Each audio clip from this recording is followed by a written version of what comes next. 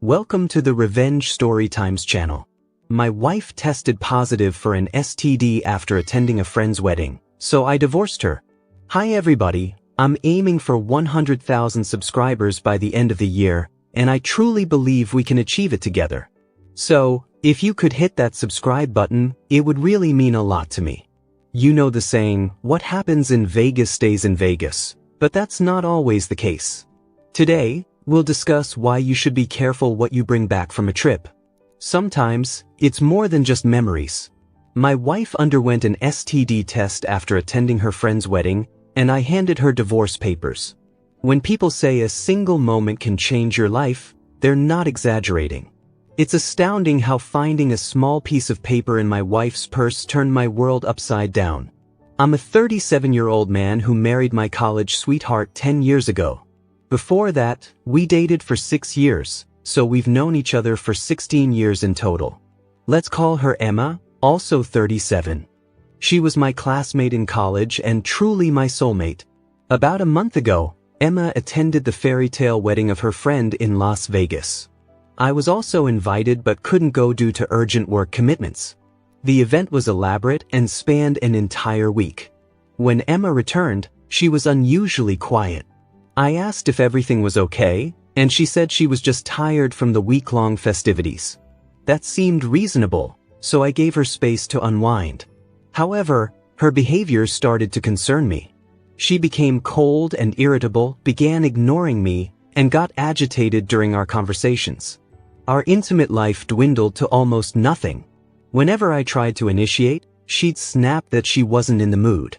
Nearly a month passed without a single intimate moment. Then, to add to my worries, I found something in her bag yesterday that made me anxious: a hospital bill. Emma had taken an STD test the day after returning from the wedding. Isn't that strange? Why would she do that and not tell me? I realized what this could mean. I love her deeply, but I'm not naive enough to ignore such a glaring red flag. I'm not ready to confront her just yet. I want all the information about the STD test first. I don't want to act on half-baked information. I value my marriage and our relationship, and I don't want to destroy it impulsively. While researching, I stumbled upon stories where people found out about their partners secretly getting STD tests, often linked to infidelity. That's why I'm sharing my story, to see if I'm overreacting. I feel guilty admitting this, but I also checked Emma's phone recently. I went through her messages and call logs but found nothing suspicious. Everything seemed normal, even her social media accounts. I don't know whether to feel bad for doubting her or relieved that nothing seems amiss. I considered reaching out to the friends who attended the wedding with her, but they're her school friends, not mine. I'm friendly with them but not close enough to ask probing questions without Emma finding out. This situation feels bizarre because, in the 10 years we've been together, Emma has never given me a reason to suspect her. We've always been transparent with each other. Edit to add, I forgot to mention that the bill showed she scheduled the appointment the day after returning from the trip, but the test date was yesterday, with the results due in a week. Emma's behavior has been worrying me since she returned. Yesterday, when she came home after the test, she looked exhausted and tense. I grew suspicious when she carefully hid her bag in the wardrobe. She usually leaves it on the table or couch. I pretended not to notice but kept a close eye on her. When she went to shower, I checked her purse and found the hospital bill for the STD test.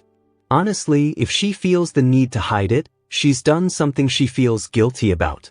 The only other reason she'd get tested is if she thought I was cheating, but given the timing, it's too suspicious to ignore. Update 1. Hello everyone. After reading your comments, I realized I didn't provide much background about myself or Emma. We're both software engineers working at different IT companies, and we have a 6-year-old son. Financially, we're stable and had a happy family life, until now. Discovering the STD test bill left me restless. Comments and stories from others in similar situations pointed toward one thing: Emma might have cheated on me. Initially, I wanted to wait for the test results before confronting her, but I was choking inside. Emma noticed my behavior change. She asked if I was okay, and I just nodded, faking a smile. A day after my last post, during dinner, Emma asked again if I was all right. I couldn't hold it in anymore and blurted out, "How was your STD test?" She looked shocked and asked how I knew. I said it didn't matter. Then she uttered the classic line, "I can explain."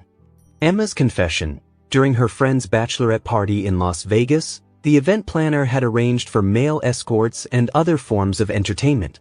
Emma explained that the bride and her other friends indulged from the very first day, but she initially resisted. Her friends pressured her, saying she deserved to explore something new since she had only ever been with one man, me, for 16 years. They assured her that trying new experiences wasn't cheating and convinced her to get an intimate massage. Emma, under the influence of her friends, eventually agreed. She thought a massage wouldn't cross any serious boundaries. However, the masseur turned out to be an escort. After the massage began, the masseur started undressing her. She hesitated but said he insisted it was all part of the experience. Emma admitted that she lost control, and one thing led to another. She cheated on me. Afterward, her friends encouraged her to explore further, saying it would remain confidential and that she had already crossed the line. Feeling guilty but also emboldened, she decided to continue indulging during the rest of the trip. Hearing this broke me. I sat there in silence, unable to process her words. Emma was crying, pleading with me to say something. Finally, I mustered the strength to respond, "I'm filing for divorce." She was stunned. She begged me not to make an impulsive decision for the sake of our son. I told her that she had already destroyed our family and that her pleas wouldn't change my mind. I left the house, ignoring her attempts to stop me, and went to stay at a friend's place. The next morning, I called in sick and started looking for a divorce lawyer. I found someone I knew from school who sensed the urgency and agreed to meet me after work. I explained everything to the lawyer. He advised me to take time to think it over, but I was resolute. The next day, I returned home to pack my belongings. When I arrived, Emma was there, looking miserable. She tried to hug me, but I stood still. She kept apologizing, but I didn't respond. I asked about our son, and she told me he was with my parents. I went to our room, locked the door, and packed my essentials. As I was leaving, Emma tried to stop me again, but I walked out without looking back. I checked into a hotel and visited my son at my parents' house. I wanted to tell them everything but decided to wait. Meanwhile, Emma relentlessly tried to contact me, through calls, texts, and even showing up at places she knew I frequented. A mutual friend reached out to me, saying Emma was worried and looking for me. I reassured them that I was fine but needed space. Shortly after, my lawyer informed me that the divorce papers would be ready soon. I'm now waiting for the papers to arrive and will provide an update once everything is sorted. Update 2. 10 days after confronting Emma, the divorce papers arrived. On Sunday morning, I went back to the house to finalize everything. Emma was sitting on the couch, looking lifeless, while our son played nearby. As soon as he saw me, he ran to me, and we shared a long hug. Emma gave me a cold stare and asked, "What do you want?" I stayed silent for a moment before she asked if there was anything she could do to fix things. I told her, "Yes. You can confess your infidelity to our parents." She was taken aback but reluctantly agreed if it would help in any way. Emma called both sets of parents and invited them over for the evening that we had a quiet, somber lunch together. Afterward, Emma tried to initiate intimacy, but I stopped her. I asked, "Are your STD results clear?" She nodded and said, "Yes." Knowing this would likely be the last time we were together, I gave in to her advances. For a brief moment, it felt like old times, and I began questioning my decision. But as the reality of her betrayal came flooding back, I reminded myself why I couldn't stay. That evening, both of our parents arrived. Emma broke down and confessed everything: her infidelity, the details of the trip, and the fact that I had found out. She admitted she had betrayed me and begged for forgiveness.